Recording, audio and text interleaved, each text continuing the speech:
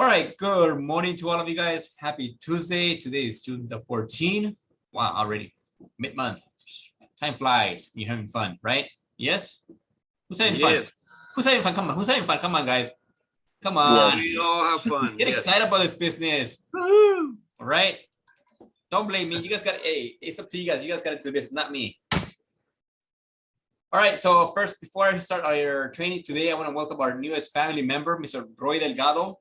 He's actually our newest agent in the Southgate office, so please give him a nice warm welcome, Mr. Roy.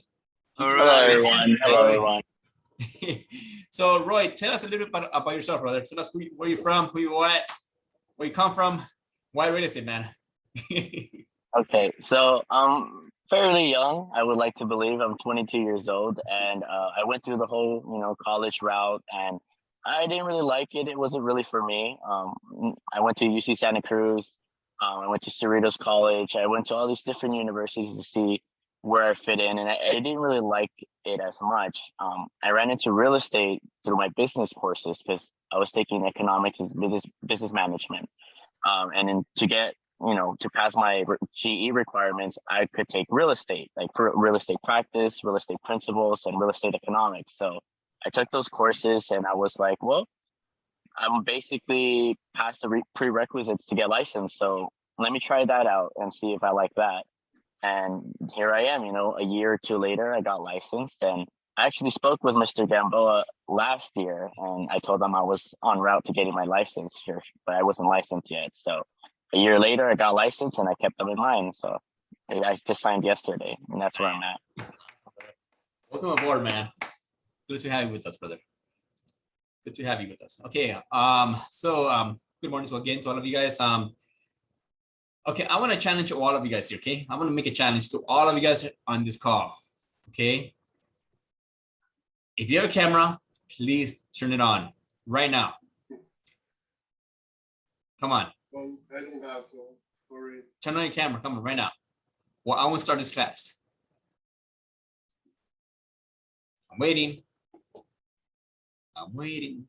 I know if you guys have cameras, right? So don't be shy. You know who you are. We've seen you.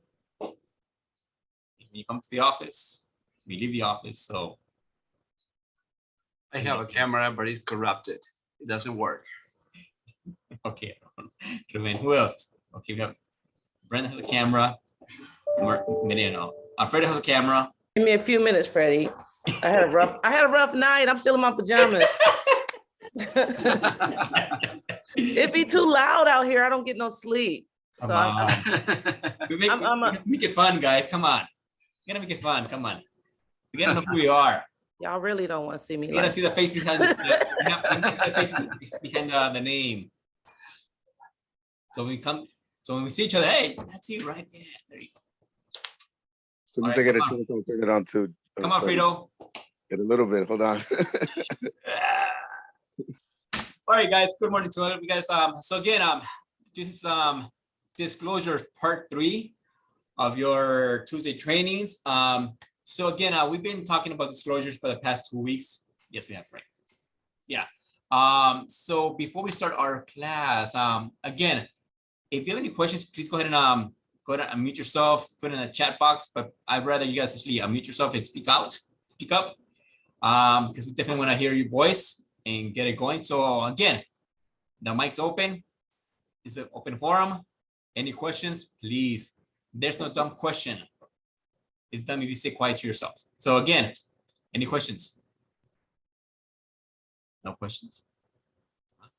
For reals? Michaela? Any questions, Michaela? No? Anybody else? Claudia? All right. All right. So you guys got it covered, right? You guys gonna... All right. Good. Okay. So today we're going to continue with page 2 of the SPQ. Like I mentioned before, when it comes to our disclosures are actually, we have different acronyms to every disclosure that we use on real estate. So please start to memorize your acronyms. Okay, that'll be the easiest way to tell apart a disclosure. So when it comes to, for example, the SPQ, which is the seller's property questionnaire. Okay, and last week we also went through the TDS, TDS, Tom, David, Sam, which is a real estate transfer disclosure statement, okay? And so pretty much, who can tell me from last week, okay, what is the purpose of the TDS? Come on, since you guys got it covered, so you guys know it all. What is the purpose of the TDS? What is it for? Disclose details of the property. Norma, say that again, I'm sorry. It discloses details of the property. Yes. What type of details, Norma? Could be anything from like the sewage system, any additions to the property, things like that. Okay, you're there, okay. Sewer, right? So pretty much, when it comes to the TDS, keep on that TDS, it mostly emphasis, it will focus more into the actual house itself, okay, the property, okay, but the entire property, but also more into the actual house itself, okay, when it comes to if it has any appliances, washer dryer hookups, the range, you know, we stuck with the range, not that this is from here to San Diego, but again, the actual range is a stove, an oven, right, has any fire sprinklers, garages, right, attached or detached, remote controls, and the list goes on, right? So it will focus more on the actual house itself. Now the SPQ that we're gonna continue today on page 2, it focuses more on the actual property itself, okay, on the actual land, the backyard, the front yard, the side yards, and so on, right? So as we going to dive into our training, let me start sharing my screen and get started with this TDS on page 2. So just to recap from last week, we discussed everything about the when it comes to somebody dying in the property in the last 3 years, right? If somebody gets hit and they're jogging or they're running and that person gets hit and he gets thrown into the actual front yard, right? What are you gonna do? Kick him to the curb. So we don't actually say that he died in the property, correct? Yes? No, no. But again, regardless what that person dies, either if it's inside or outside your property line, right? That's still within the property. So please do not get confused because a lot of people think that, well, he didn't die in the property inside the house.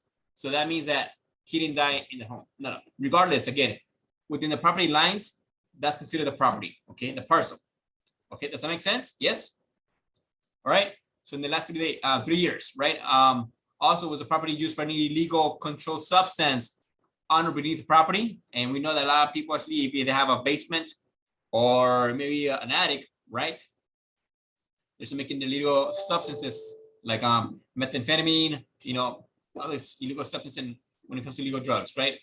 Also, where the property is either whether located in an adjacent industrial zone, yes or no? Is the property affected by nuisances created by industrial zone, right? We talk about that, warehouses, airports, you know, anything like that's gonna cause any noise that'll bother people in the area. Okay, any other, as well, is a property located in a 1 mile former federal or state ordinance location, okay? And if the property is located in a condominium plan unit development, okay, or any common interest subdivision. Now, when it comes to any property that has a condominium or plan unit development or any common interest subdivision, okay, that's when it has an HOA. Keep that in mind. So when you have any restrictions to the property, okay, and what are CCNRs? Covenants, conditions, and restrictions. Yes, okay. So the covenants, conditions, and restrictions, okay? And so please keep that in mind that if you have a buyer who's willing to buy a property, to please make sure that you go through those CCNRs completely, okay? It's not your job, it's not your duty for yourself to paraphrase, to summarize, okay, what's in it, okay? It's up to the buyer to read it, okay? And it's completely entirely format, okay? Again, it could be 1 page, it could be 100 pages, okay? But again, keep in those CCNRs, you will have conditions, restrictions, okay? Maybe they don't allow a buyer to come in and have any pets, okay? Maybe they don't allow smoking. Maybe they don't allow to have any tenants in that actual community. So, and again, it's many conditions. Maybe you could have only 2 cars instead of 3, okay? So keep that in mind, okay? So please, it's not up to you, it's up to the buyers. And please, especially when you have these reports that come from the other agent or escrow, don't just come here, Mr. Buyer, sign here, issue here. Again, have them read it, please, okay? Because the last thing you want that they don't read it, they buy the property and they move in, and then they want to think about either renting the property out or having a pet, a big dog, and they're not allowed to, okay? So keep that in mind. Also remember, make sure that the owner is the one that fills it out. You never fill it out. Oh yeah, on the SPQ, yes. So especially on the if you're using zip forms, everything has like a little beige or tan here, right? It could be filled out, but when it's grayed out, okay, like right here, you're not able to fill that form, okay? TDS and SPQ are to be filled out by the seller only, not by you, not by anyone else, but by the seller only. Okay, please, thank you, Eddie, for bringing that up. Okay, also on page 2, letter H, has there been any claims, right, affecting the property within the past 5 years? Okay, we talk about this in an example. It's like for us, if we have a driver's license, if we drive, right, when we get any tickets, DUIs, speeding tickets, anything's gonna affect it's gonna give us points in our driving record, right? And what would happen to that? That's gonna increase our premium when it comes to the insurance, correct? Yes. Same thing with the property. Again, so if a house has any claims, let's say, for example, a homeowner had a flood, fire, anything that actually the insurance had to pay to repair that item in the home or whatever that case it was, right? That claim does not stay with the homeowner. It stays with the property, okay? Now, the more claims that affects the property, the premium what that property will get, okay? And maybe not your typical Farmers, State Farm, and those actually a high-end insurance carrier will not insure this property. So maybe you gotta go, like actually Mr. Rodrigo mentioned last week, they will go to the bottom of the barrel, right? To go through actually for this insurance. And guess what? They will have a pretty penny or high premium when it comes to actually getting the property insured. Okay, so now will that maybe jeopardize your loan? It probably will, because they think they don't have a good payment, but now they have a high premium. Okay, and then they're in the budget. So please keep that in mind. Okay, now whose job is this to find out? Whose job is it? Us or the seller or the buyer? I can hear you guys. The seller. No. It's our job. No. The buyer. The buyer's job. Oh. Okay. Now, keep in mind a lot of buyers, especially first-time buyers. Okay. We know that first-time buyers are not really savvy or have the fully knowledgeable when it comes to buying property. So if you want to be kind to them, yes, contact or what you could do, have them contact their insurance agent, look and give them the property address, have them get a quote, and most likely, again, maybe in your background, Rodrigo, since you came from the insurance field. Now let me ask you, Rodrigo, did you ever insure any homes? Not personally. We went through a commercial department. Okay, so you have no knowledge about how to insure property. Just rough knowledge. Okay. Okay, so in this case, so whoever has to insure that buyer, right? Again, most likely they probably do a clue report. Again, and that's the best way to find out. Having a clue report, CLUE, right? Clue report, and that's like a credit report for the property. So on that report, it will identify any possible claim that it was at one point that insurance paid for the property to get repaired or fixed. Okay. Now, a lot of claims, again, it's going to trigger a red flag for that insurance agent if it's possible to insure the property. Okay, so please keep that in mind. Anything also on letter I, any matters that are affecting the property when it comes to the title, lease pendants, mechanics liens, any other possible needs, any cloud, right? Any clouds, any child support, anything like that, right?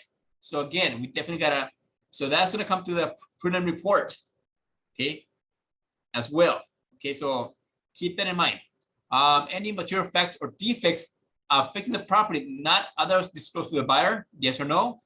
And letter K, right? Plumbing fixtures on the property that are not compliant, plumbing fixtures as defined in Civil Code 1101.3. Now, if a property that is being sold in the city of LA, okay, again, city of LA has what is called a 9A as an apple, number 9, A as an apple, report, 9A report, okay?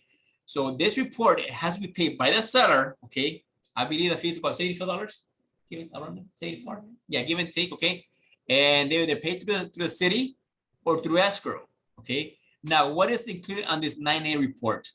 So pretty much it's not like a city presale report. On this report, the seller, okay, once they get it back, they need to fill out by themselves again, and they have to acknowledge, okay, and fill out if the property at this present moment has plumbing fixtures, okay, low flow,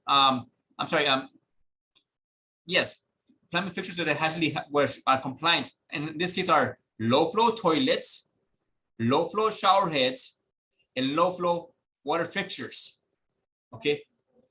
Water conserving, yes, thank you, Amanda. Yeah, water conserving fixtures, yes, okay? So there's a little checklist. The seller will go yes, no, yes, no, yes, no, if it has or has not. Now, if it has, then the buyer will also acknowledge it that yes, he went or she went through it, and she or she's okay with it, that it does have those the water conserving water fixtures. Okay, so please keep that in mind. Now, if it doesn't have it, okay, most likely you have to retrofit that property to have it installed. Okay, so for example, let's say we have a house that is in, again, in the city of LA, and it doesn't have low flow toilets. Okay, guess what? The city will require, okay, to have the property retrofit to install low flow toilets. Okay, what I mean by having low flow toilets, they need to flush at least 1.6 liters or no, yeah, gallons of water, 1.6 gallons of water when they flush the toilet. Okay, and same thing with the low flow water fixtures and so on and so on. Now, and also the list goes on. Okay, this is just the common areas when it comes to low flow or concerning waters. Also, the city of LA requires if you have a sliding door, okay, that goes to the kitchen to the patio, to have a tempered glass as well. And any pool needs to have a pool barrier as well. So keep that in mind. So again, if you want to get a better idea, you can always Google 9A report, and it'll give you a better knowledge. What am I talking about? Okay. Now, when it comes to a city presale inspection report, okay, Southgate, Linwood, Cudahy, Maywood, Azusa, Compton, and others in Hawaiian Gardens, Long Beach, has what is called a city presale inspection report. Now, who pays for the report? The seller does. Okay, and they could go from $60 to $120 to $200, depending on the city itself. Okay, some cities are more strict, some cities are more lenient when it comes to your city presale inspection reports. Now, keep in what's in this report. So on this report, the city is going to come in and most likely send their own inspector, okay, and check for any illegal permits, any illegal additions, any illegal anything, whatever was done to property that was not up to code or without permits. Now, if that property has anything that was done illegally, with either not up to code or with no permits, they're going to put it on the report, and then that report is going to pass on to the buyer. So the buyer now has either the duty to either comply. I'm sorry, the seller has the duty to comply, to meet the city codes or permits, or pass on the report to the buyer. Now, if the seller does not want to comply, then the buyer, it'll be up to the buyer once they close of escrow to comply, and most likely they have 45 days to 90 days, depending on the city, to come back and comply. Okay, so now if the buyer says, you know, okay, fine, I'll take the full risk, that responsibility. So that means that buyer would have to do a waiver from the city, and it has to be notarized. The seller cannot waive this report. So in case you have a seller in that city, in those cities, okay, and they say, well, you know what, Norma, I'm not gonna, I know that there's a report I gotta take care of. I'm not gonna do it. I don't wanna jeopardize my home because again, what if the buyer's over by the property? Can I waive it? Well, no. Now, if you wanna waive it, it's gonna go against my recommendation, right? My encouragement for you to do so. But if you're gonna waive it, it needs to get notarized. Okay, but please do not enforce, do not police your seller to get this report notarized. Okay, if they want to sell the property, please enforce it. Okay, please encourage your seller to please get the report. Now, it's not up to you to go to the city. It's not your job to stand in line and get this report. It's up to the seller. But they may say, hey, but you know what? I work all day long. I don't have the time. Well, guess what? Take some time off. Okay, take time off. I'm sorry, but it's up to you. You got to go sign. You're the legal owner of the property, and you got to go actually pay for it as well. Okay, they could take at least 1 or 2 hours, or even half a day, or go early morning right to the city, stand in line, and get that report to get it scheduled. Right. So please, our job. What is our job, folks? What is our job? To help buyers and sellers connect and transact. That's it. To negotiate. That's it. To connect, to present, to list property. That's it. We don't wear different hats. We're not a plumber. We're not contractors. We're not surveyors. We're not inspectors. We're not mechanics. We're not roofers. We're not none of that. Our job, our description is real estate agents. Okay? Yes? All right, good. Number 7, any alterations, modifications, replacements, improvements, remodeling, or material repairs on the property, including those resulting from the home warranty claims? Yes or no? Okay. I believe one of our, Eddie, didn't you have a claim with this one, with the home warranty? It was flooded at one point, one of your properties? Eddie? You're muted, brother. Yeah, actually, the property in La Puente, and it sucked because I think they had just barely moved in there, and then it flooded in the kitchen area. Right. And so they had to do a claim. It took a while to get, squashed between the home warranty and the insurance and the contractor, but they finally got it taken care of after a couple of months. And then unfortunately, now that they want to sell, it's going to pop up. So exactly. Yeah. So regardless when this happened, okay, if it's 1, 2, 5, 7, 10 years, as long as there was a claim, right, that it was paid by the home warranty, right, it needs to be disclosed to the buyer. Okay, there's no timeline here. Okay, folks, keep that in mind. Okay, any alterations, modifications, replacements, improvements, remodeling, or material to the property done for the purpose of energy or water efficiency improvements or renewable energy? Yes or no? Right. Ongoing or recurring maintenance on the property. For example, the drain or sewer cleanout, tree or pest control services, right? And this could fall under your what? Your septic tank, right? This ongoing, right? Or any termite work, any ongoing or maintenance on the property, right? Any part of the property being painted within the past 12 months? Yes or no? Now, why do they ask? What do you guys think they ask this question? It adds value to the home. No.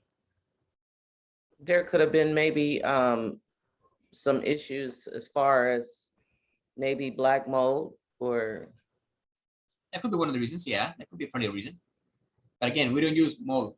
Right? I know, but we don't use it. But I mean, the people stain, dirt. Yeah. Well, that could be possibly. Now, another possible they could also relate. Maybe a lot of homeowners who probably have been living there for many, many years, right?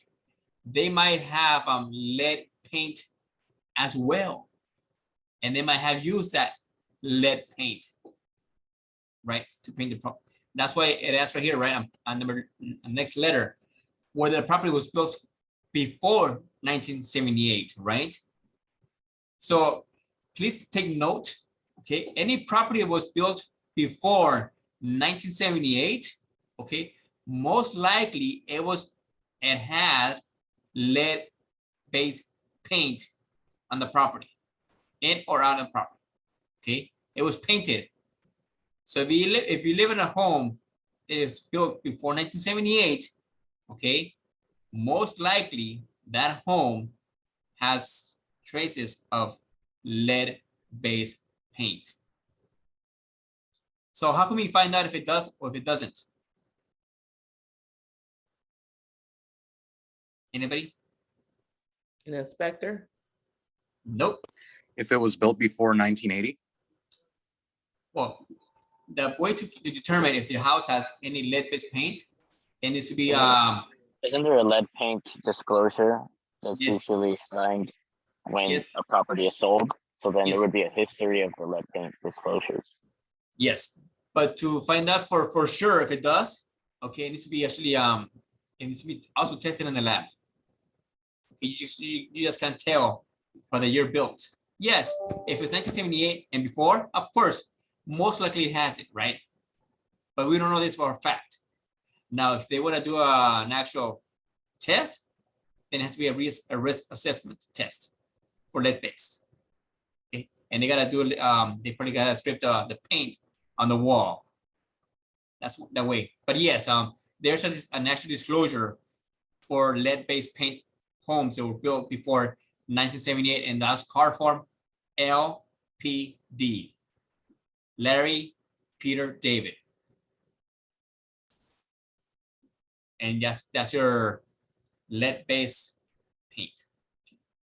Okay, if yes, were any renovations, sanding, cutting, demolition, any lead-based paint surfaces started or completed? Yes or no? If yes, were such new renovations done in compliance with the Environmental Protection Agency lead-based paint renovation rule? So the Environmental Protection Agency, that's your EPA. And if you guys remember the movie from The Simpsons, remember Grandpa Homer, right, a Simpson, he goes, EPA goes crazy in the church. If you guys remember that scene. All right, number 8, any structure, system, and appliances, defects, any of the following, including past defects that have been repaired, heating, air conditioning, electrical, plumbing, including the presence of polybutene pipes, water, sewer, waste disposal, or septic system sub pumps, wells, roof, gutters, chimneys, fireplace, foundations, crawl space, attic, soil, grading, drainage, retaining walls, interior or exterior windows, walls, ceiling floors, or appliances. Okay. The leasing of any of the following on or saving property, solar systems or water softeners, systems, water purifiers, alarm systems, or propane tanks, right? Or any alternative septic systems or other serving the property, right? Yes or no, right? Again, and they need to explain yes or no. Any disaster relief insurance civil settlement, okay? And this most likely will apply for people who actually had their home caught on fire, right? In last years, right? Up Northern California, remember we had those crazy fires? Any financial relief or assistance, insurance or settlement sought from received from the federal, state, or local private agency, insured, or private party by past or present owners of the property due to an actual or alleged damage to the property arising from a flood, earthquake, fire, or other disasters or occurrence or defects, whether or not by money received was actually used to make repairs. Okay, so please, and again right here, now, I know this word says it's right here when it comes to mold issues, okay, but again, any water related or mold issues, any water intrusions, whether past or present into any part of the physical structure of the property, leaks from any appliances, pipes, slabs, or roofs, standing water, drainage, flooding, underground water, moisture, water related soil, sediment from slippage, or other infecting the property, yes or no? Any problem with the infestation of mold, mildew, fungus, or spores, past or present on or affecting the property, rivers, streams, flood channels, underground spring, high water table, floods or tides on or affecting the property or neighborhood. Okay, now, yes, we know that it does mention any water when it comes with mold or any mildew or fungus spores, right? So again, if the seller says yes, then It's up to them, right? If they say yes, right, then most likely you definitely want to encourage, okay, your buyer to conduct a mold inspection, okay, to get treated, to get tested. So what would happen, okay, if the property does have mold? We know that mold is very hazardous, right, for children underage and for pregnant women, right? Because it can cause birth defects. Yes, yes. So please, if the seller has disclosed that it does have mold, either any in the bathrooms, kitchen, or any other in the property or on the property, right? Please, that's a red flag to please encourage your buyer to conduct a mold inspection. And the only way to find out if it is mold, right? It needs to get tested on a lab, okay? Just by seeing it, you can determine if it's mold or not, okay? But again, yes, Brenda. The buyer would pay for it? Or Yes. Okay. The buyer will pay for it, yes, okay? The buyer pays for everything pretty much, okay? Now, if the buyer has declined to conduct a mold inspection or to get treated on a lab, then you gotta make sure to get a waiver. Car form BIW, Bob Ivan Whiskey. Okay, that's your car form. That's your acronym for buyer's inspection waiver. Okay, and there's a space right there for you to fill it out. Okay, I believe it's letter C. In fact, let's go to the BIW. I want you guys to know what I'm talking about. Let's see if I have my BIW up and going. Yes, I have it right there. And I believe, did we go to the BIW? I think we did, right? Yeah, we did. Yeah, we did go to the BIW the first week. So when it comes to the BIW, okay, this is a place, okay, on letter C, you would mention, okay, broker recommends the buyer to obtain an inspection for the following items, right? Per the SPQ, and if you go back to the letter and the number, right? But seller has mentioned mold, okay? It doesn't come, it didn't came from you, right? Please make sure to go back and based on what report or disclosure. Per SPQ, page 2, right? Paragraphs H, whatever that letter was, rephrase back to that form. Okay? Because again, if you bring it upon yourself that you're saying, well, this property has mold, now you're acting as a chemist, which I don't want. Because you're not gonna, unless you have a degree in chemistry and you go and you test it yourself, then yes. But otherwise, please rephrase it back to that form. Does that make sense? Yes? All right. Any questions on the BIW? All right. Because the last thing you want that if your buyer gets sick or they have issues once they move in, they were fully aware that that property had mold per the seller, right? On page 2, right? Page 2, number 10, letter B, right? So they cannot come back and try to sue us or sue the seller. Again, they probably will, most likely will sue people because now they say, well, I cannot breathe. I'm having issues breathing at night, right? I have asthma here and there, and so on, and the list will go on. But again, as long as there's a disclosure that yes, it came from the seller and they fully disclose to the buyer, right? And you have your BIW that you also recommended and encouraged for your buyer to conduct a mold inspection, right? Or test it in the lab, and they refuse to do so, right? Your Honor, here it is. Case closed. That's it. All right. Always protect yourself by all means. And that's why when it comes to your skyscope, to your files, especially when you're helping the seller, I become very picky because I'm protecting your case, your butt on your files. It's not that I don't want you guys to get paid, but I want you guys to make sure that you fully go through everything disclosure, right? and if something's missing, right? Then to go back to your sellers to fully complete that disclosure. Do not leave it halfway filled out. Okay, and I have seen a lot of TDSs and a lot of SPQs, right? They're halfway complete, or they don't explain the reason why behind it. Okay, even though it has been signed by the buyer and you didn't go through it, I will go ahead and call it on you. And guess what? You have to get that TDS or that SPQ or any other disclosure to be revised and be filled out. All right? Yes? Good. All right. Any pets, animal, or pest? Okay. Past or present pets on the property? Yes or no? Now, what is considered a pet? Any animal. Any animal that you feed or you have on your property. Okay. If you have a cat or a stray dog that comes to your home, but again, does not live in your home, but you feed them, that's your pet. That's considered a pet. Because you're caring for that animal or that insect, whatever it is. Okay. A goldfish is a pet. A tarantula is a pet.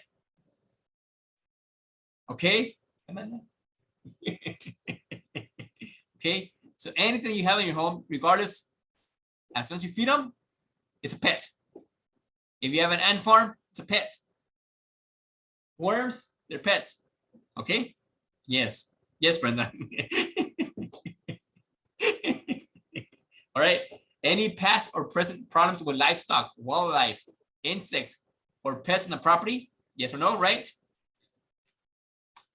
What else? Any past or present odors when it comes to urine, feces, discoloration, stains, spots, or damage in the property due to any of the above, right? You.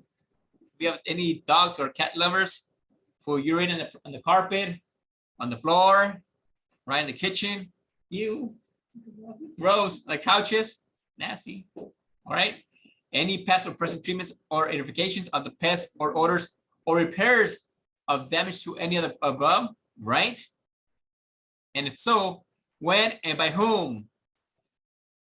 By Fido, your dog, by Jerry, the mouse, right? Whatever.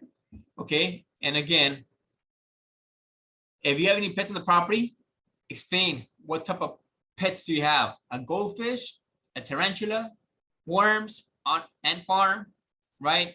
Whatever that is, a horse, I don't know, whatever you have. Okay. Now, why is that? Why do you think that this is an important issue to disclose to the buyer when it comes to pets? Because they can cause damage to the property. Yeah. And a lot of people are also allergic to animals, right? Maybe Oh, yeah. cat, right? Dander, hair, right? The fur. Maybe they don't like tarantulas, like my dearest friend over here to my left, Amanda. They're so pretty. The hairy legs, they're crawling.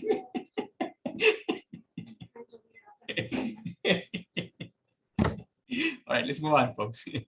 All right, any boundaries, page, okay, any questions on page 2? Questions so far on page 2? We got it covered? All right, yes, Brenda. So then, for example, if there were pests and you did what is it called? I forgot. When they cover your house. Termite tenant? Like a fumigation. Yeah, for termites. fumigation. When you fumigate your house, that would be a disclosure, right? Well, you would definitely get an actual termite report from the termite company who did that fumigation in the property. Yes. Oh, okay. So like if you did it 2 years ago and you don't have that report, you would go to them again and they would have a file? Most of of your, you could disclose that they was actually at one point fumigated. Yes, you can. The more transparency you have, the seller has to disclose to the buyer, the better they will be to have a clean file on the transaction, pretty much. Now they cannot get it because maybe that termite company it went out of business. Then that's it. You know, what can you do, right? But also keep in mind that when they do fumigate the property, okay, a lot of termite companies, they will put a little postcard on the actual garage either on the actual sliding door or the door that goes up and down, right? On the side, or maybe on the end and the actual door that leads to from the garage into your home. Okay, so you always can look for those postcards, and it will say when was treated or fumigated, the year and the date, and the Okay. month as well, and by whom, by the company as well. Okay, so you must look. You see those actually postcards. Okay, so when you're out there showing properties, keep an eye. And say, oh yeah, I remember Freddy brought this up. Yeah, but if you don't, then don't worry about that, Brenda. You should be fine. Unless it's ongoing, like I'm question number. Which one was it? It was right here, right? The ongoing. What was it? Well, there was a question. Page 2. No, the ongoing. I just saw it on C. Yeah, there you go. Ongoing recurring maintenance. Yeah, there you go. So they have ongoing, maintenance of the property for any pest control. Yeah, that's ongoing pretty much, right? Okay. All right. Thank you, Brenda. Great question, by the way. Okay, number 3. Boundaries, access to the property by used by others, right? Surveys, easements, encroachments, or boundary disputes, yes or no? So we did talk about this actually last week, okay? What's an encroachment? Okay, any power line, any post, either from the telephone company, cable company, power lines, right? That's an actual encroachment because you have to get the rights to the particular utility to come onto your property, right? And either climb up there, do whatever they got to do, right, to maintain that post, right? Easement. What is an easement? Like a driveway that allows you to get to another house Yes. that you both use. Yeah, most likely. Thank you, Roy. When sharing a driveway, right? When sharing a driveway, that's an easement, right? Maybe you have an actual T flag lot, right? Or an F flag lot, right? When you have actually multiple properties, right? Like it looks like an F, right? And you have property on top, in the middle, and in the front. And that easement, that driveway will lead to the actual to the homes on the middle and the backyard as well, right? A surveyor, right? Surveys, right? Anything to survey the property, right? Here and there. Or any boundary disputes between the neighbors, right? As well, right? And also an encroachment. An encroachment could be of course, be a post, right? Or now, what else can be an encroachment onto the property? A tree or a lemon tree, for example, if it crosses over the boundary line, Yes, you've got to trim it. That would be an encroachment on your property. exactly. It could also be a fence. A fence. Yeah. Again, it could be many items, right? They can encroach the property, right? Yes. And again, we continue going with letter B, right? Any operational sprinklers on the property, yes or no? Now, these are your lawn sprinklers, right? Not to be confused with your fire sprinklers from the home. Okay. A lot of your homes have fire sprinklers. Or in case of house may catch on fire, right? You have fire sprinklers. But we're talking about your lawn sprinklers, right? If yes, are they automatically? Are they manually operated, right? If yes, are there any areas with trees, plants, vegetation not covered by the sprinkler system, right? So maybe a lot of people might have a water sprinkler system in the front, but maybe not in the back. Eddie, you raise your hand, my friend. Freddy, is this operational? So if it's not working, it's means what? No. Well, again, okay, yes, we'll go back to that. So now let's say, they are automatic, right? But maybe they're not actually, maybe right here you could disclose not operating. And you explain it right there. So yes, they're automatically, but guess what? They don't work. No, on above that, it says on B, it says operational sprinklers on the property. Yes. If yes, No, so if they weren't working, then you put no on B. right. Wait a minute, on B, right here? Yes, huh? Well, no. Okay, on letter A, No. Letter B, the first sentence says Yeah, operational So sprinklers on the capital B, property. yeah. Yeah, Yes. yeah, I Okay, think I'm so. sorry, yes, yes or no, right? Yes. So if they're not working, you put no, right? Are they automatic? Yes. Or they're manual? Yes. I'm sorry. Thank you, Eddie. I ran into that problem and I think we put yes. And I just realized it's just operational. So that means it was supposed to be working. Right. There you go. Okay. So yeah, sometimes we skip it, right? Yeah. Okay. Yeah. Operational, yes or no, right? Are they automatic or manually operated, right? A pool heater on the property, yes or no, right? If yes, is it operational? There you go again. A spa heater on the property, yes or no? Is it operational? Yes or no? Now, going back to your spas, right? When you have a spa, please do not call it a jacuzzi. It's not a jacuzzi. It's a spa. And we don't call it a jacuzzi. Why, Brenda? Any Brenda? Oh, because it's a brand. Exactly. A jacuzzi is a spa brand. Okay. So by you're saying there's a jacuzzi on your MLS, oh yeah, there's a jacuzzi spa. You're saying there's a spa branded jacuzzi on the property. And then they go and they see it, it's ABC Spa, then who's gonna be paying for that spa to be a jacuzzi branded spa? You are. Because now you misled the buyer or that agent. So please, on your MLSs, do not mention there's a jacuzzi spa on the backyard. Okay, Amanda? Okay, good. All right, any past or present defects, leaks, cracks, repairs and other problems, what sprinklers, pool, spa, waterfall, pond, stream, drainage, or other water-related decor, including any ancillary equipment, including pumps, filters, heaters, and cleaning systems, even if repaired, yes or no, right?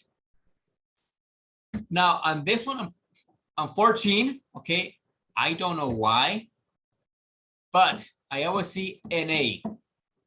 If if the property is not on a condominium or any common interest development or any other subdivision, I see that you guys cross it out and put NA.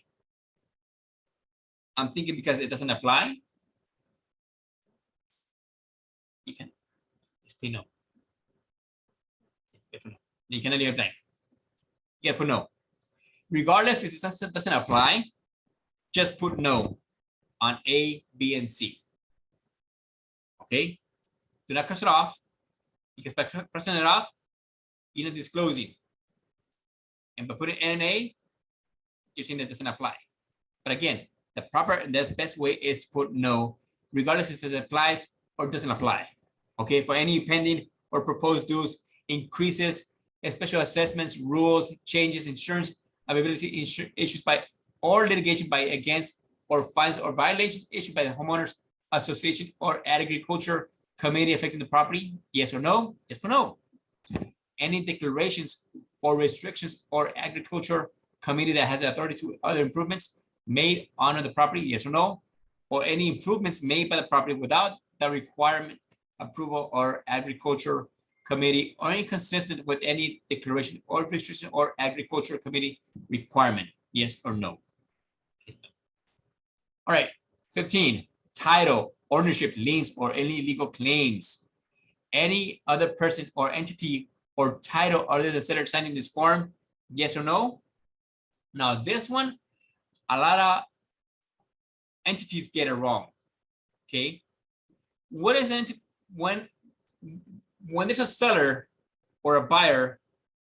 What is an entity? What is an entity when there's a buyer or a seller? It could be owned by like a company, it could be owned by a trust fund, or it could be owned by like an LLC. Roy, you are on fire, my friend. You get a star. Yes, that's correct. An entity could be a corporation, an LLC, a trust, probate, conservatorship, right? And so on, right? And what I have seen, and also in a lot of TD SPQs is right, they put no. when they should have put yes on this page, okay? Because again, there's a other person, right, or entity on title other than the seller signing this form, okay? So please keep that in mind. Any leases, options, or claims affecting or relating to title or use of the property, yes or no? Any past, present, pending, or threatened lawsuits, settlements, mediations, arbitrations, tax liens, mechanics liens, notice of defaults, bankruptcies, or other court filings, or other government hearings affecting or relating to the property, homeowners association, or neighborhood, yes or no? Any private transfer fees triggered by the sale of the property in favor or private parties, charitable organizations, interest-based groups, or other persons or entities, right? Yes or no? And letter E, any pays, liens such as heroes or SCEIP or other lien on the property securing a loan to pay for any alterations, modification, replacement, improvements, remodel, or material repairs on the property. Now, what is a pays lien or a hero loan? Has anybody heard of pays or hero loans? And we're not speaking about DC Comics or Marvel superheroes, okay? Or Spider-Man's or the new She-Hulk series coming out. Yeah, it's a series. So has anybody heard those type of loans, a pays or hero loans, or even the SCIP? Eddie, you know everything, brother. Anybody else? Is it something like, is it something similar to the what is it, 401k or 403k, whatever that, No, where you get money, where you get borrow money to fix up the home and that's added to your loan? Is that the same thing? no, it's not, Brenda. But you're on the right track. You're getting close. You're getting more. Are the pace liens are like referring to if you have installments like a Tesla, solar panels or energy, anything like that, any additions like that to your house, would that be like a pace lien? Like if you have anything renewable energy attached to your house? Yes, that's correct. So any loan that you obtain, right, either from the government or someone else, right? When it comes to making your home a high energy efficiency, when it comes to solar panels, windows, right, and so on. Eddie, anything else you wanna throw in this? No, I mean, you guys got to be careful when you're looking at certain properties that a lot of times are good to be too good to be true. Look at the special assessments, and a lot of times the hero loans pop up on there, and those come along with the house. So, when they do things like Roy mentioned about adding solar panels or whatever they do in it, they add it as a special assessment. So yes, keep in mind, okay, also keep in mind, so if you're showing properties, okay, and you see some solar panels on the roof, okay, have a little red flag, little antenitas go up, okay, because most likely that it could be either a lease lien, right, or an actual assessment, like Eddie was saying, right? Most likely it has to be a loan or a pays or hero loan against the property, and they will come attached to the property itself, okay? Now, the seller can either pay for it and keep it and have it clear and free and clear, or pass on that responsibility, that debt to the buyer, okay? So if it's been liened, that there's a loan behind it, it's attached to the tax assessment, right? It's assessed. It's been leased, most likely there's a contract for the next years to come, right? It could be 10, 20, 30 years, depending on the contract they have, right? So if it's been leased, okay, most likely they gotta continue paying, and they will pass on the contract to the buyer. Now, you can always negotiate, right, to be paid off in full or to eliminate the contract before the close of escrow. Okay, so yes, Tesla, a lot of solar companies, right? Yes, that's it. And also now it's not just so many on the solar panels, right? Maybe on renovations on the property and the home, by putting new windows or air conditioner, right? And so many things as well, right? So please keep that in mind, okay? So if you now, so besides on title, how can you find out if there's actually an actual assessment on the property? from any solar, windows, or high energy efficiency that it was done in the property. How can you guys find out?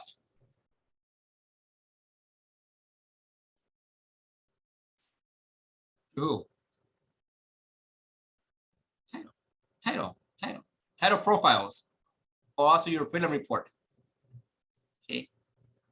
Now on the prelim report, okay, please keep in mind, okay, yes, it will most likely it will have something there.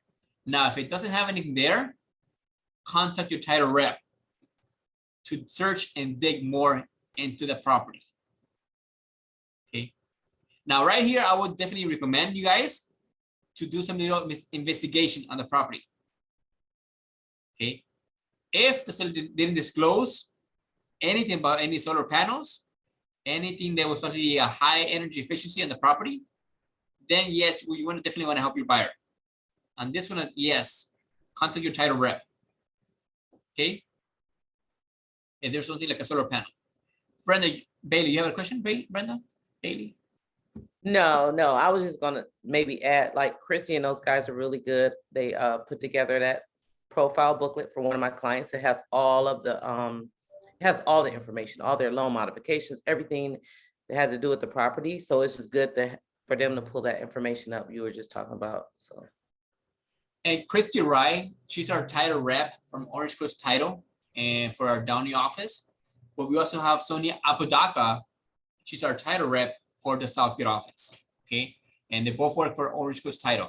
Unless you have your own title rep, again, feel free to use them wherever you want to use. But again, Christy and Sonia are our title reps who are actually sponsored from our company and approved by corporate to be used for our company. All right. All right, and then letter F, the cost for any alterations, modifications, replacements, improvements, remodel, or material repairs of the property being paid by an assessment on the property tax bill. And this is what Eddie was mentioning right now, right? Any assessment that it will show on the property tax bill. Okay. Now, what about metal roofs? What are metal roofs? It's a tax. The tax. And it's usually like in areas like some areas in the IE, Inland Empire. Okay. Go on, Brenda. Go on. Continue. Don't stop. That's as much as I know. You could find out about it on the realist tax. Yes. On the MLS. Yeah. So metal roofs, like you were saying, yes, Brenda, that is actually more seen on the IE, on the Inland Empire, right? On Sunland, Hemet, Sun City, all those crazy cities over there, right? Hesperia. Riverside, they have what is called a metal roofs. Okay, the metal roofs is a tax assessment that is also being paid by the buyer, assessed by the city for parks, fire departments, schools, roads here and there that the building at one point put upon the property to build a community. Okay, so yes, now metal roofs usually last about 30 years. Okay, depending on when the home was built, okay, or the community. So the best way, yes, check your realist. If you have access on your MLS as a realtor, I know Roy should be having his MLS soon. But again, if you have access to the MLS, search by the realist tax icon, okay, and yes, you could definitely punch in a city and address of that area on the Inland Empire, and most likely you will see that it has metal roofs. Okay, it's a separate tax that is assessed to the property. Okay, any questions on metal roofs? So Ruben, if you're here, Ruben, you better check on the property, brother, on Eastville, if it has metal roofs. Ruben, are you there? Yeah, I'm here. Sorry. Yeah, I will check for sure today. Yeah, so I don't think it is, but I will follow up on it. Yeah, follow up. Okay, be careful with that property. Thank you. All right, so that'd be another payment that the buyer will have to pay. So now we're talking about, let's say, again, keep in mind if your buyer is in a budget, okay, folks, okay, if they're in a budget, okay, they gotta pay the mortgage, right? And if they're a first-time home buyer, FHA, they also gotta pay what is called MIP insurance, right? Your mortgage insurance payment, right? Which is an insurance put up on the property on the owner, right? From the mortgage or the bank, right? The lien holder, right? That's a separate payment, which is also patched as part of the PITI, principal, interest, tax and insurance, and then the MI, the mortgage insurance, right? Also, they'll have to pay for the solar panels, and they have metal roofs, another payment on top of that. Okay, so don't just give or quote payments, okay, based on the property value, but also check if any also special assessments they're on the side, they'll be paid on top of that. Okay, because yeah, you might have a buyer who wants to pay at least $2,000. Nowadays it's nothing, but again, they might have more additional hidden payments on top of that. Okay, so please do your due diligence and always check on the properties you're showing, especially like Brenda said on the IE, on the Inland Empire. Okay, all right, any questions so far? All right, so what? Neighbors, neighborhood, okay, neighborhood noise, nuisance, any other problems that from sources such but not limited to the following: neighbors, traffic, parking, congestions, airplanes, trains, light rails, subways, trucks, freeways, buses, schools, parks, refuse storage or landfill processing, agriculture operations, business orders, recreation facilities, restaurants, entertainments, complexes or facilities, parades, sporting events, fairs, neighborhood parties, litter, construction, air conditioning equipments, air compressors, generators, pools, equipments, or appliance, underground gas pipes, cell phone towers, high voltage transmission lines, or wildlife. This is all the nuances by neighbors, and the list goes on, right? So who likes to see the parade, the rose parades on January 1st? Who goes personally and see it? Or do you stay at home, cuddle in your bed, turn on the TV on channel 5 or channel 11 or all those different channels nowadays? You can see it. Who The watches second option. I actually performed in the Rose Parade No way. when I was in high school. Yeah, so I was in band. Just a little fun fact about me: I was in band. I was the drum major, and a lot of my friends applied for the Rose Parade through Pasadena City College, and Okay. you audition, and if you make it, you get to go parade for the Rose Parade. So it was pretty fun. That's good for you, man. Good for you, Roy. So you guys were passing by down Colorado, making the noise, right? So imagine who people live in Pasadena on Colorado Avenue. And would that be a nuance? Huh? On this disclosure? Yes, no? Yes, right? Because it's parades every year, January 1st, right? What if you live in Compton? With a bunch of Hispanic people, and every weekend there's always Naomi, you know, Naomi lives in Compton. Naomi, Say it again. are there other parties on the weekends by your neighborhood? Any nuisance? Yeah, The train. the train. Yeah. How about any banda, mariachi, Huh? any Parties. events? Oh, yeah, all the time. All the time, right? It happens. Right? Yeah. It's pretty common. I used to live in Compton, so I know how it is. Yeah. So yeah. So it's typical, right? It's very typical. Again, I'm not judging or trying to be prejudiced, but again, it's very common for mostly Hispanic people to throw parties or any other ethnicity, regardless who you are. I got one this weekend coming up. See? Father's Day weekend. Yeah. Yeah. Yeah, right. So Roy's so party at Roy's, right? Everyone is invited, right? Exactly. Well, it'll be hosted at my aunt's. You see, my one bedroom cannot hold too many people. Oh, no. Why you mention it, Roy? Amanda was saying also in Buena Park in Anaheim, the fireworks, right? From Disneyland, from Knott's, right? Every night, I gotta listen to those fireworks at night. Shh, can't sleep. My dog goes crazy, especially on 4th of July, right? Poor dogs, right?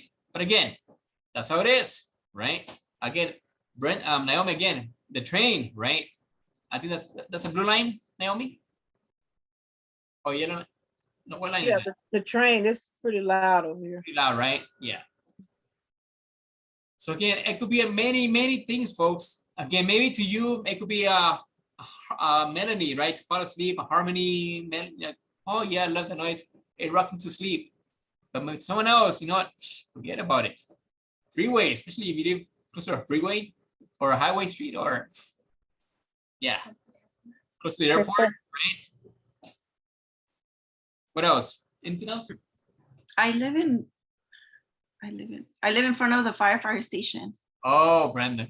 I'm so used to it. Like I lived here all my life that The it doesn't sirens? bother me. The Griffith Observatory too. Cemetery? The observatory in LA. Oh, the cemetery. Oh, okay. Yeah. I saw a sign going up because there's a lot of traffic. I saw a sign saying like nuisances and all that stuff. Yeah. What about what about your excuse me, a stadium? If you live actually close to in Carson, right? Or Pasadena, the Rose Bowl, right? Again, there's so many things that could cause nuisance, right? In a property. How about living near a landfill? In Southgate, this is a landfill. Rose, right? Okay, let's move on, folks. Any past or present disputes or issues with the neighbor which could impact the use of their enjoyment on the property, right? And that goes the same.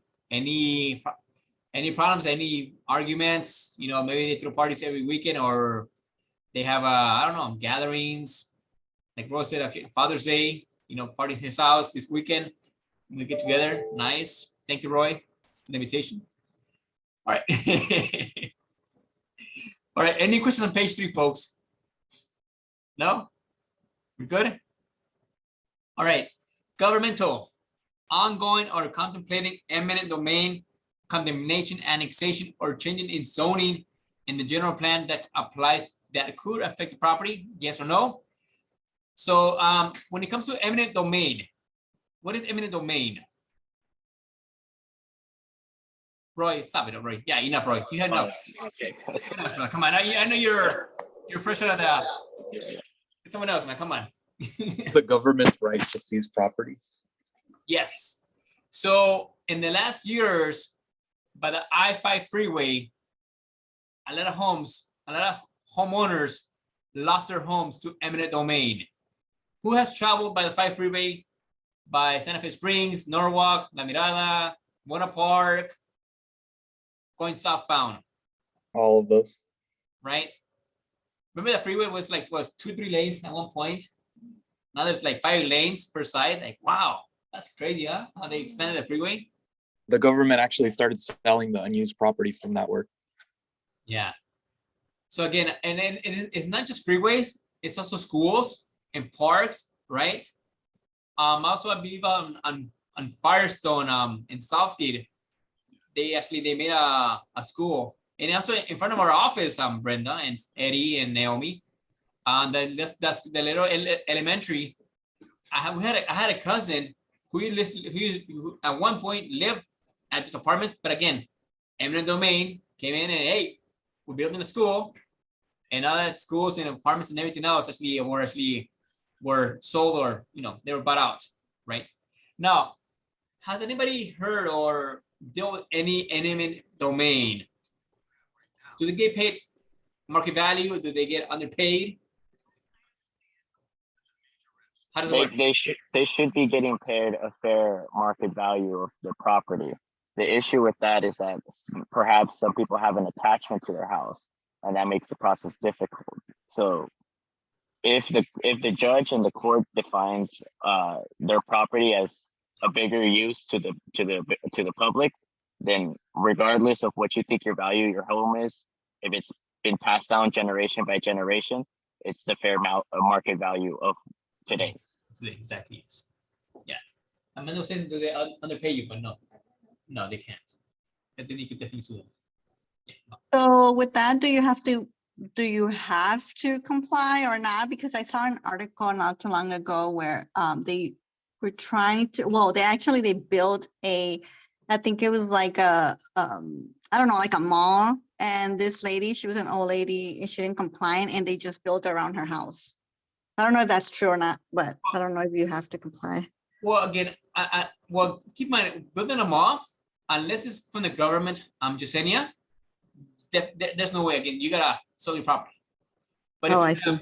if it's a private investor who wants to build a mall, for example, then no. It's like, for example, like the movie Up. Who has seen the movie Up?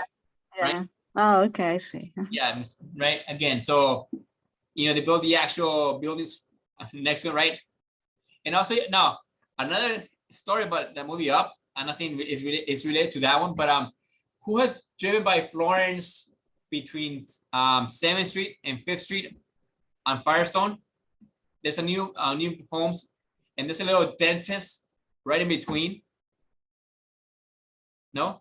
Okay, let me give you what I'm talking about. Let me go back to my Google here, and let me and that dentist got pretty. He didn't want to sell his property, I'm assuming. Hold on, folks.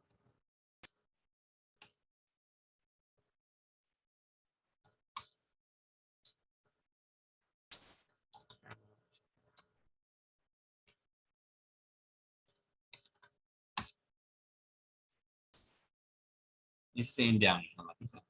We're having fun here. We're learning, right? Yes? Yes, yes. We better see it. Take my time to teach you guys and you guys learn. What's the matter with you guys? Where am I? Oh, perfect.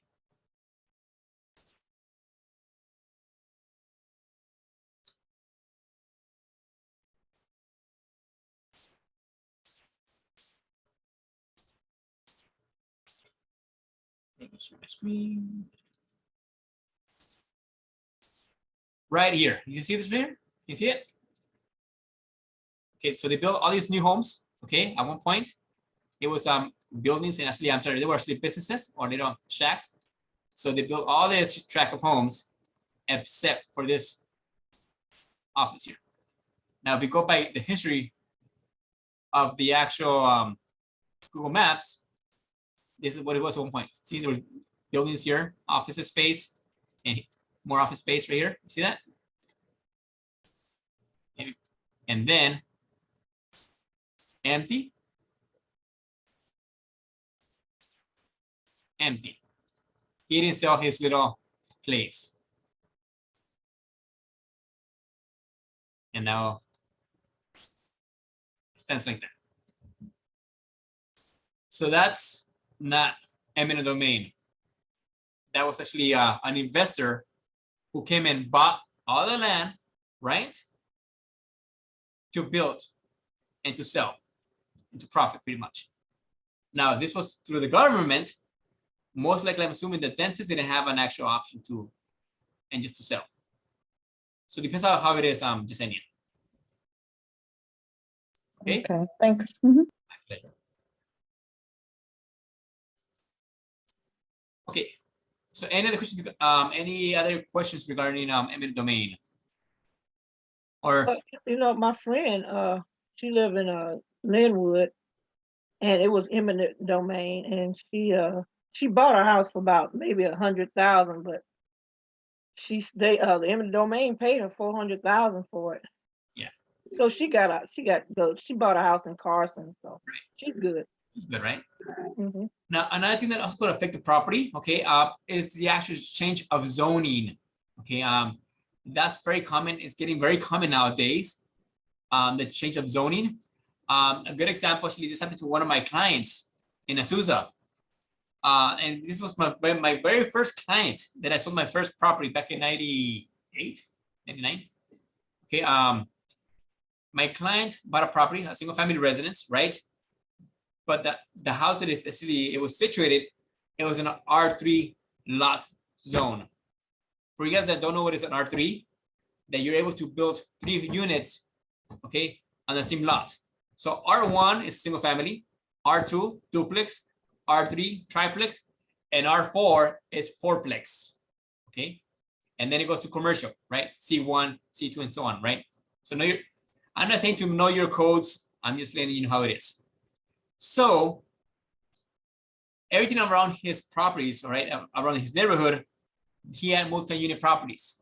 And he was the only house that it was, again, on the zoning, R3, single family residence. I don't know why, maybe whoever lived there before him never expanded or didn't add multi-unit properties. In the year of 2012, when homes were cheap, right, and rates were low, he wanted to refinance and add more to his property. He wanted to add more 2 units. And guess what happened? Change of zoning. It went from R3 to R1. So everyone else who's been living there, the neighborhood, right, were grandfathered to the R3 or R4. But now, because he wanted to expand, no, sorry, change of zoning. So he didn't add or add any other units to the property. He did add it to his home additions, right? But he couldn't add another home or property into that lot because of the change of zoning. Okay, so that could also affect the property value of your home. Now, also there's a misrepresentation when it comes to the size of the lot. Okay, people think because you have a bigger lot, you might have a better value of your home. In some cases or rare occasions, that's not always the case. Because why is that?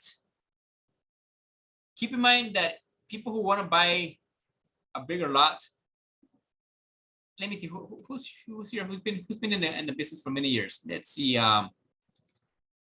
Amanda. I'll pick you, Amanda. You're working too bad. Amanda's next to me here. Amanda's been in the business for more than 20 years, right? 14 years, 15 years, 18 years. Well, getting close.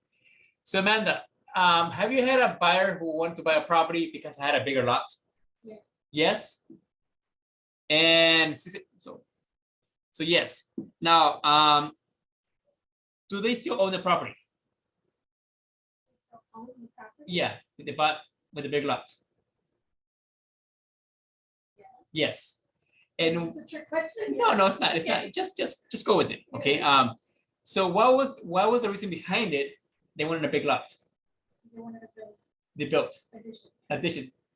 Did they build an addition? In this particular case, no. They didn't. And that's where I'm going to. Yeah. Okay. So people want to buy bigger lots because, again, just like Amanda's client, they want to build an addition, either a second home, a guest quarters, a mother-in-law house, whatever that was, right?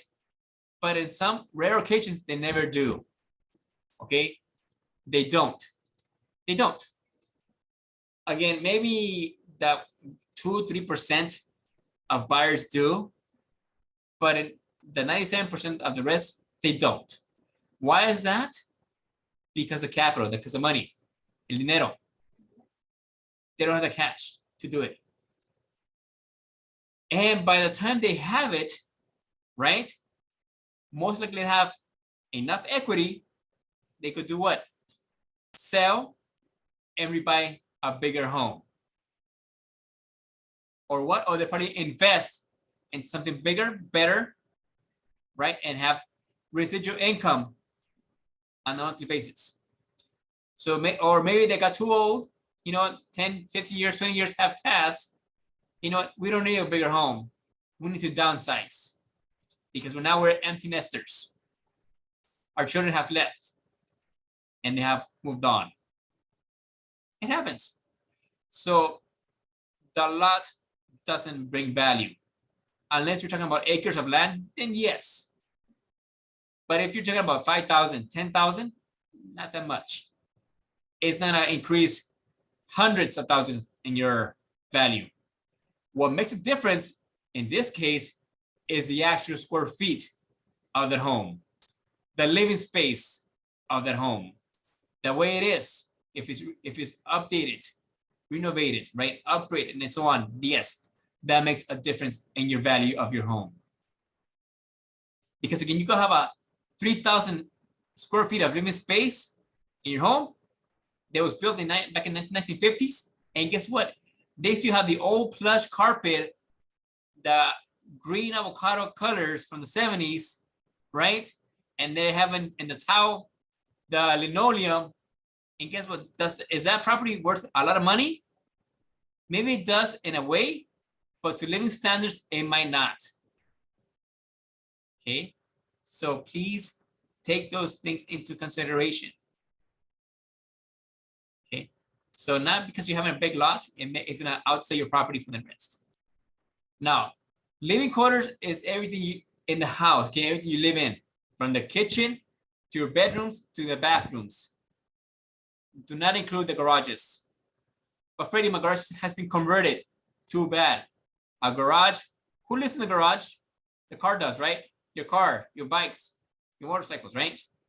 Your storage, whatever they use, right? But again, you cannot, the garage, there's no square feet in the garage. So when appraisers go and measure the property, they will measure the garage, but it's not part of the living quarters, the living square feet of their home. Okay, so typically our garage is what, 20 by 20, which is 400 square feet, right? But they don't take that into consideration. They don't put that into account of the square feet, right? So questions on the value of the home. Good. Okay, any existence or pendency of the rent control, occupancy restrictions, improvements, restrictions, or retrofit requirements that apply or could affect the property. Okay, now this could be another one, right? When it comes to any pendency or any rent control, right? That could also affect the value of your home, right? How can that affect the value? Anybody? Oh, I know this one. In Santa Cruz, they were trying to enforce a rent control. The problem is that there's no supply. So it doesn't matter how much rent control you put. If there's no new homes, then it's less incentives for landlords to even want to rent out their homes and make them into office spaces. And with less supply, prices will still shoot up or quality of the homes will go down. Is why you fix homes that you're not getting compensated for. So rent control can be a big factor. You could just look at all the beach properties. If you go to Redondo Beach, if you go to Long Beach, if you go to Santa Monica, and if you go to Newport, you'll see the difference in quality. Yes. Wow. I'm impressed. I'm impressed. Yes. And that's correct. Yes. So rent control definitely can actually affect, especially, yeah, the big cities. I said, I know Amanda has a property in Santa Monica. They're selling for 5.2, 5.5, right? But guess what? The rents are cheap. $500 on how much? The rents? How much you pay? The rents are expensive. Oh, wait, what the cheap rents? It's not me. Someone else. Okay, so I'm sorry, I was confusing you. But someone else has rents that are really cheap. It's expensive, but again, a new buyer or investor who wants to buy any property that has rent control and they're paying really, really low on rent, honestly, that's going to be a really low value to the property. Yeah, it's probably, it is worth it, right? But the income, it'll barely cash flow though. It'll barely cash flow. Yeah, it's not suffice. It's not enough, right? It's not enough for the cash flow for the actual build to pay itself long term.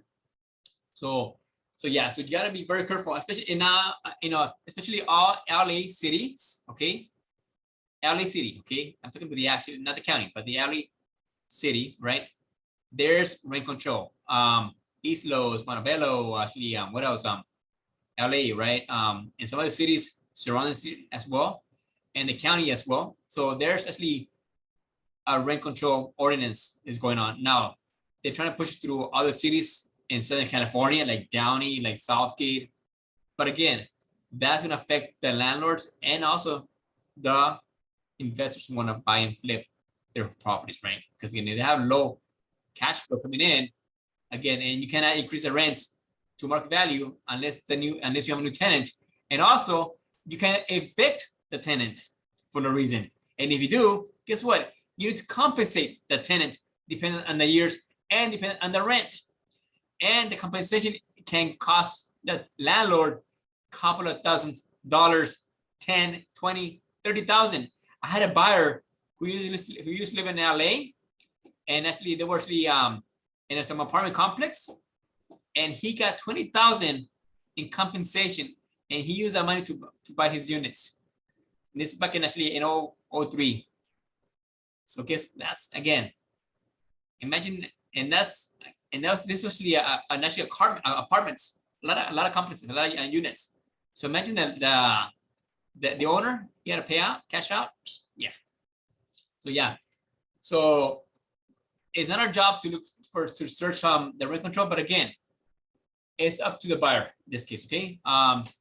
Letter C, any existing or contemplated building, right, or use moratoria that apply or could affect the property, right? And we've seen that right now, right, with the pandemic, right? The moratorias, right, that we cannot kick people out, we cannot evict, right? We cannot raise rents, we cannot do this, we cannot do that, right? Is that ongoing right now? Yes, it is. To this date, it's still going on, right? So please keep that in mind. Any current or proposed bonds, assessments, or fees that are not to appear on the property tax bill that apply or could affect the property. Okay, any proposed construction, reconfiguration, or closure or nearby government facilities or amenities such as schools, parks, roadways, and traffic signals. Again, and that's supposed to be your Miller rules, right? Any existing or proposed government requirements within the property that have tall grass, brush, or other vegetation, be clear that restricts a tree or any landscaping, planting, or removal, or cutting of flammable materials or to be removed, right? Or any other protected habitat from plants, trees, animals, or insects that apply or to affect the property, right? This could be another any landmarks, any cities, any also like Pasadena, what other cities have San Marino, they cannot cut any trees down or any renovations, or even homes as well. Okay, again, there's a lot of homes that have landmarks they can actually cut or renovate or modify. Okay, so please also, and that goes to letter H, right, where the property is historically designated or falls within the existing or proposed historic district. Again, Pasadena, I know that's one of them. San Marino, some cities, some parts of Arcadia. Okay, they do fall under historic districts. Long as well. Okay, so yes. So what happens if you buy those type of properties? Guess what? They stay as is. Forget about adding, deleting, taking, moving. Nope. Okay, that could also affect the value of your home as well. Okay. Any water subcharges or penalties being imposed by the public or private water supplier, agency, or utility, or restrictions or prohibitions on wells or other grounds with water supplies. And letter J, any difference between the name of the city and the postal mailing address of the city which has a jurisdiction over the property. Okay, now this could be, for example, the city of Southgate. Okay, now who has heard the city has a subname, Holidale? Has anybody heard of the city of Holidale? Yes. Okay, that's No, what I'm sorry? Yes. no, that's the first time hearing that. Yeah. So the city of Holidale is this is a subname for Southgate. It's the little island, right? On the east side of the 710. It's a nicer little area of Southgate. But again, can that be any difference when it comes to the city or postal names, right? What about Long Beach, Bixby Knolls, right? What else? Any other cities? Let's see. What else? Any other cities? Compton, Rancho Dominguez, right, Naomi? Rancho Dominguez, right? That's still Compton, but people's name it what? Rancho Dominguez, right? What else? What other cities out there? Think. How about I think sometimes they mix Cudahy with Bell, or right? If I'm mistaken, but again, right? Right? Yeah, it's very small. Cudahy is very small. It's like literally bordering Bell and Bell Gardens. So Cudahy, Bell, and Bell Gardens, they share the same zip code, right? Is that correct, Roy? Yeah, 90201. 90201. Too bad it's 90210, right? And 90201. Yes. Brenda, questions, Brenda? So which one's the city and which one's the sub-city? Well, the city is Southgate. We know for that for a fact. But the subname is again, it's, in this case, Hollandale. Oh no, I meant the Cudahy, Bell, and Bell Gardens. Well, there are three. There are three different cities. Oh, okay. Three different cities, but they all share the same zip code. Mm. And same thing with the city of LA. Again, we have East LA, Echo Park, Highland Park, right? All this system again, but it's still the city of LA. All right. So again, Highland Park, Echo Park, East Low, South Central, Watts, that's still LA. But again, subnames. So that's how it is. Okay. All right. So any questions on letter, what am I? Letter what? Number 17. Right? 18, right? Other. Wow. Any occupant on the property smoking or vaping any substance on or in the property, whether past or present, right? So nowadays it's now, before it was just smoking, now people vape, right?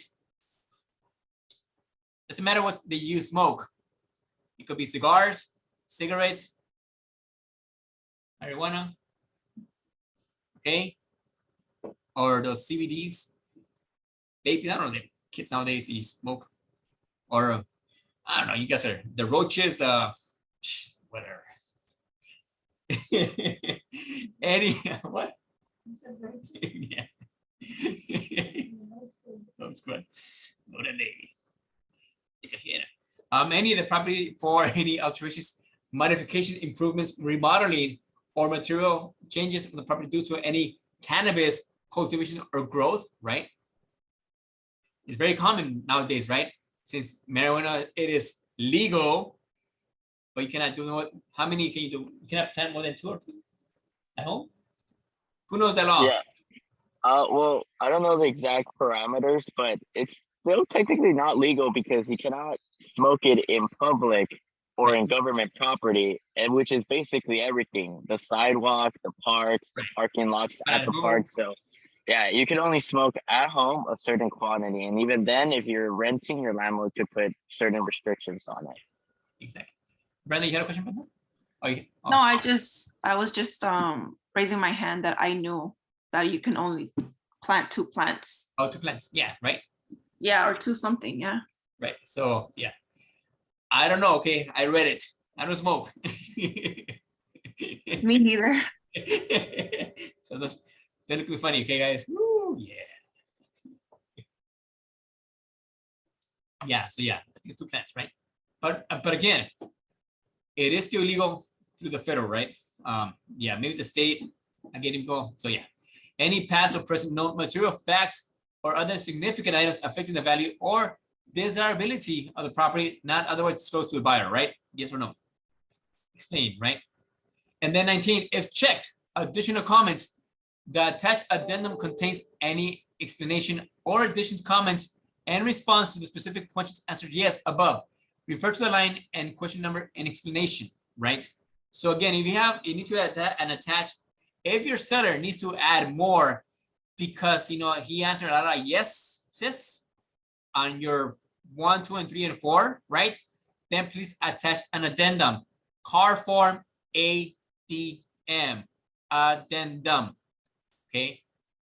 Addendums is to add anything additional to your contracts, right? Addendum. Right? Now, it's the last paragraph says seller represents that seller has provided the answers and if any explanations and comments on this form and any attached addenda, and that such information is true and correct to the best of seller's knowledge as the date signed by the seller.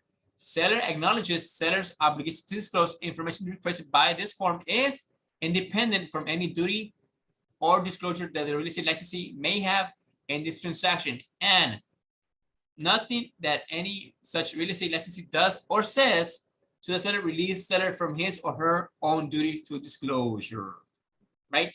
So again, who gets to fill this out? Who's gonna fill that out? The seller. Seller, right? The seller fills this out, right? And then last one, right? By signing below, buyer acknowledges that buyer has read, understands, and has received a copy of the seller's property questionnaire form. Wow, good stuff, right? So we got it covered? Yeah, I mean, at least for the third part. I wasn't here for the other two parts. That's okay. But if you could send me the, I guess, the PDF of that, or I could look through my old textbooks, you know, that's It's fine. recorded, bro. It's actually on YouTube, brother. We have our own YouTube channel. Oh, okay, well, send me a link to that via text or whatever I will, you brother. are most useful to, and I'll check it out, definitely. For sure. Okay. So any disclosures, you guys have any issues right now? Does anybody wanna disclosure you wanna talk before I move on? Maybe there's a disclosure you don't fully understand. You wanna now get to understand it much better. Anybody? Come on, guys, don't be shy. My seasoned agents or my newest agents, come on. Well, I mean, I wrote down everything. And everything that I asked, it was, you know, you answered. Okay. Like, or what would, I guess one that I did write down, what would be the difference between pace lanes and hero lanes? Are they different? It's just the type of loan it is. Okay. Yeah, type of loan, yeah. All right, let's move on. So let's go again to the next disclosure, and I'm gonna pick a. I'm gonna give me a disclosure. Come on. Okay. Well, I went through the TDS, I went through the AVID, I went through the BIE, I went through the BIW, I went to the SAA, I went to the TDS. Come on, give me one.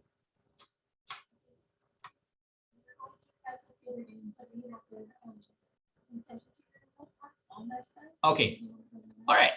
Contingency removals. Car form CR.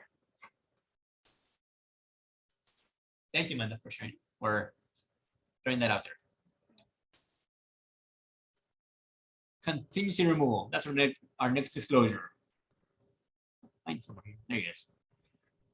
So here we are. Contingency removal. Car form, acronym CR. Okay, so what is the purpose of the contingency removal? When or where and why would a buyer or a seller would sign off on the contingency removal? At the end of escrow, towards the end of escrow, after the the period of time that the contingencies are in place. So if it's 17 days, but you don't have to remove it. No, you have to. Unless they ask you to remove it. You have to. Okay, you have to, but at some point, but you don't just voluntarily move it, do you? You do. On the RPA, you're signing off, you initially that you will remove them in a timely manner fashion. Yes, you will. You have to. And I'll show you on the RPA. I never do. Right, Ruben, right. Me neither. I always wait until the last minute. Right.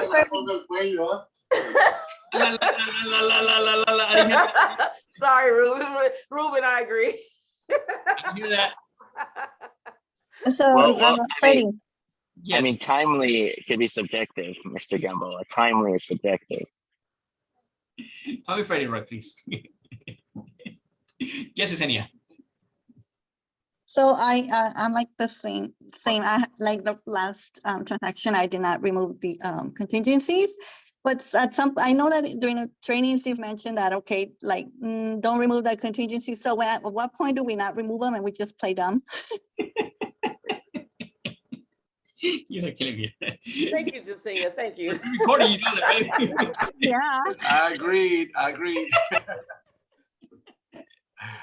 We all do the same. You're killing me here. All right. Hold on. I'll go back to your question, Yesenia. Let me see where's it at. Okay, I'm paragraph 8. Okay, H8. I think based on the transaction though, Freddie, I mean, you don't, I'm talking about, I know you're saying that you're supposed to voluntarily remove them, but usually the seller's agent will reach out to you and say, hey, you know, you're past your contingency removal date. So you're gonna send it over to me, and if the date and you still don't remove them, you're gonna get a notice to perform. But here it is, Cam.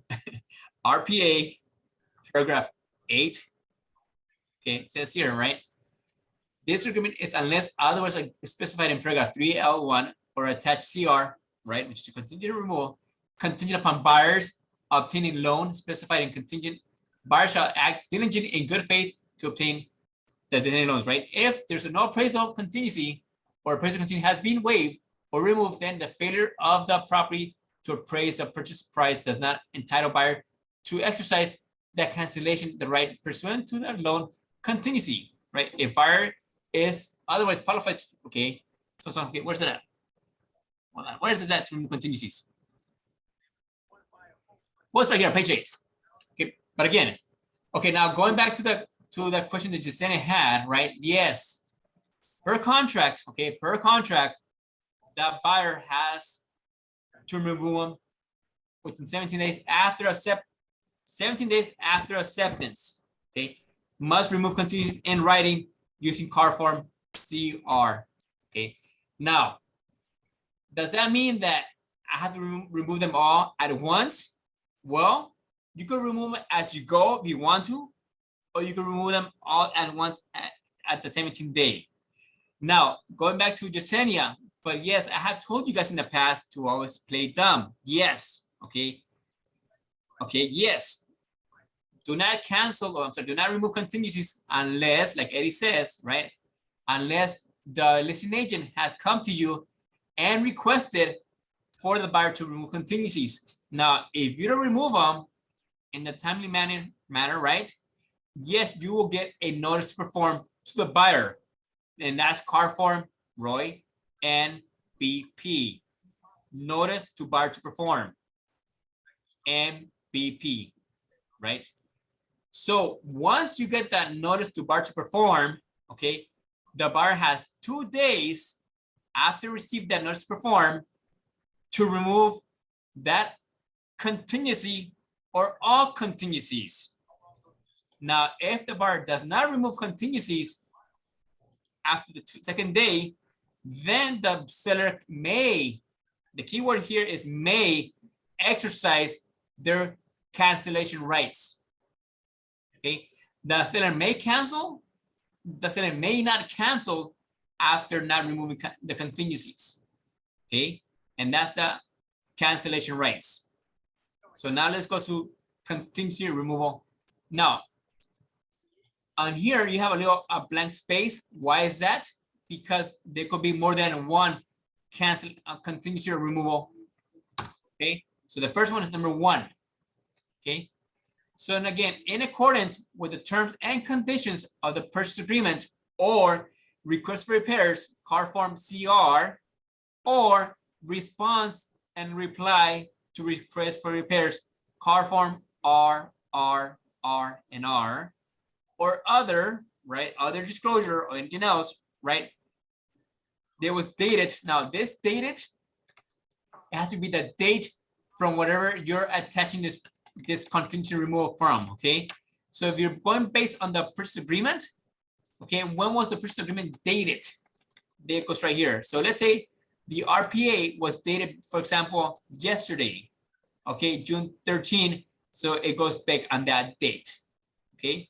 And so on and so on, okay?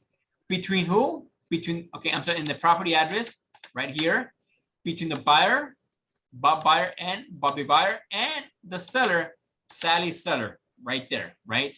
Buyer and sellers are referred as the parties, okay? So the buyer and sellers are referred as the parties, okay? So now, number 1, buyer removal of buyer's contingency. With respect to any contingency and cancellation rights, the buyer removes complete buyers, I'm sorry, removes unless otherwise agreed in a separate written agreement between buyer and seller. Buyer shall consequently be deemed to have completed all buyer's investigations and review all reports and other applicable information and disclosures elected to proceed with the transaction and assume all liability, responsibility, and expense, if any, from repairs, corrections, and any inability to obtaining financing. Waiver or statutory disclosure is prohibited by law. Okay, so please take notes. Okay, let me start real fast. So when it comes to removing contingencies, okay, there are 6 items that typically will fall under your contingencies. Okay, take notes. Okay, first one is your, most likely you get just disclosures, reports, inspections, investigations, appraisal, and loan. Here I go again. Disclosures,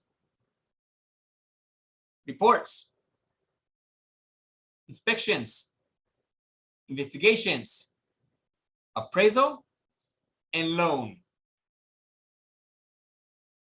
And why do I go in that order? Because that's the order most likely you probably will fall on the life of the escrow.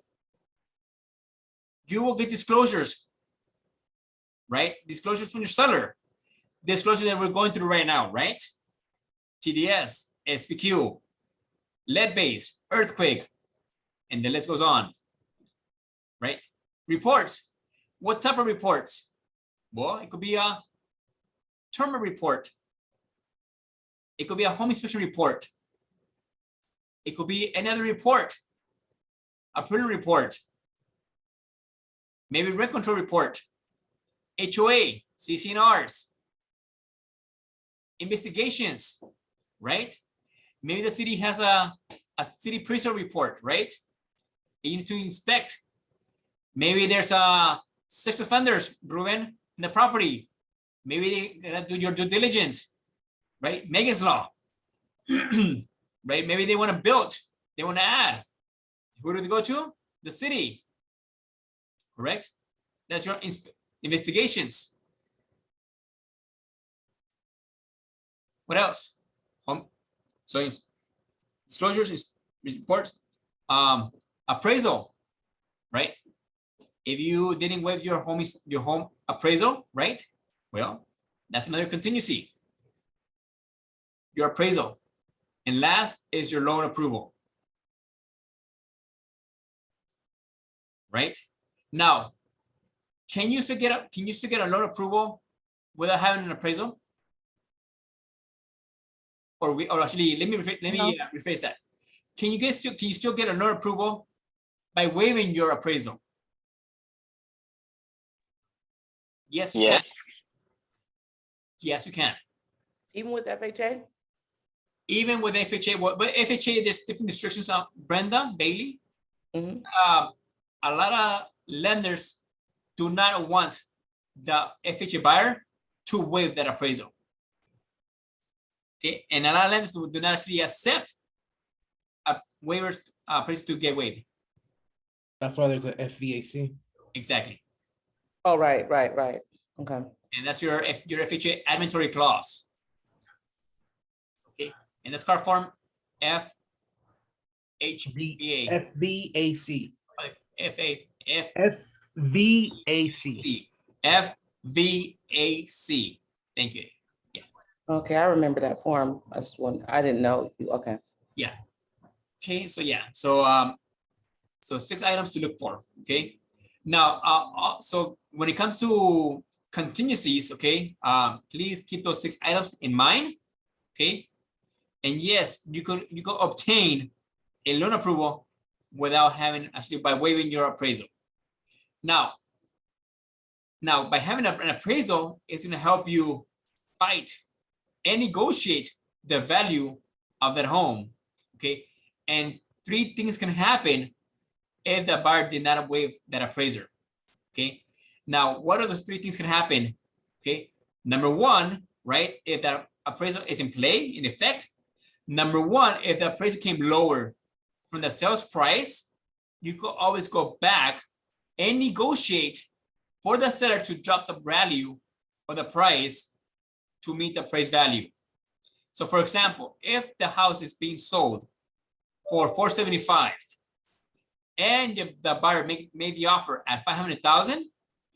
but it didn't appraise at 500,000, but it only appraised for 480. You can always go back, hey, you know what? Well, we want to renegotiate the price value, the price from appraisal value. Instead of paying 500,000, my buyer wishes to pay 480, right? That's one way to negotiate. Or second option is for what? Well, guess what, Mr. Buyer? Since you made the offer at 500,000 and appraisal came at 480, it's up to you to pay the difference out of pocket. I'm not going to negotiate. Okay, you want it? That you want the home? You better pay the 20,000 difference from the appraised value, plus down payment, plus closing costs. That's second option. And the last option, if either party agrees to either lower the price or pay the difference of the appraised value, then most likely you will have a cancellation of contract. Card form CC, cancellation of a contract, because either party would budge either to meet in the between, either lower the price or pay the difference.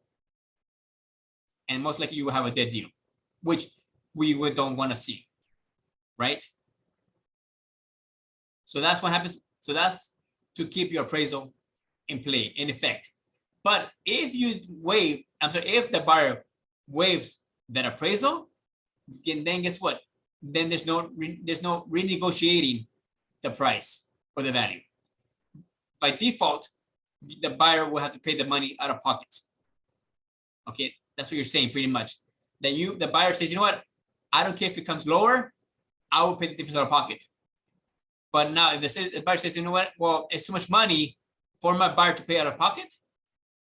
And then you cannot cancel, or yeah, you cannot cancel based on the price value because it came shorter from the price value. You cannot get away. So in other words, you're not off the hook from the appraisal if you came lower. Okay, you cannot cancel based on that. Okay, you could cancel based on other things, maybe on the inspection, maybe on the investigations, reports, right? Or maybe you're not able to get a loan as well. But you cannot cancel based on the appraisal. Okay, and I'm gonna stop right here because it's already 11:59, and we'll continue with our contingency removal number 1 next week. Okay, so before we end our meeting for today, I'm gonna stop real fast